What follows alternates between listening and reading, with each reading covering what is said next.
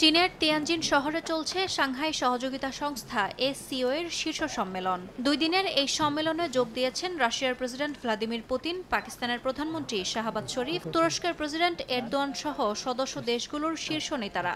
উদ্বোধনী বক্তব্যে চীনের প্রেসিডেন্ট শি জিনপিং আঞ্চলিক শান্তি, স্থিতিশীলতা ও অর্থনৈতিক সহযোগিতার উপর গুরুত্ব দেন। সম্মেলনের সবচেয়ে আলোচিত বৈঠক হয় ভারতের প্রধানমন্ত্রী নরেন্দ্র মোদী ও চীনের প্রেসিডেন্ট শি জিনপিং এর মধ্যে। প্রেসিডেন্ট শি জানান, ভারত ও চীন প্রতিদ্বন্দ্বী নয়, বরং উন্নয়ন সহযোগী। সীমান্ত ইস্যু দিয়ে সামগ্রিক সম্পর্ককে বিচার করা উচিত নয় বলেও মন্তব্য করেন তিনি। জবাবে মোদী জানান, পারস্পরিক আস্থা ও সম্মান বজায় রেখে বাণিজ্য ঘাটতি কমানো ও সন্ত্রাসবাদ মোকাবিলায় একসঙ্গে কাজ করতে চায় ভারত।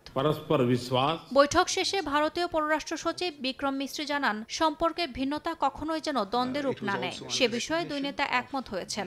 এশিয়ার ভবিষ্যৎ অনেকটাই নির্ভর করছে ভারত চীনের সহযোগিতার উপর বলেও মন্তব্য করেন তিনি। ইয়াসমিন অনন্যা, সময় সংবাদ।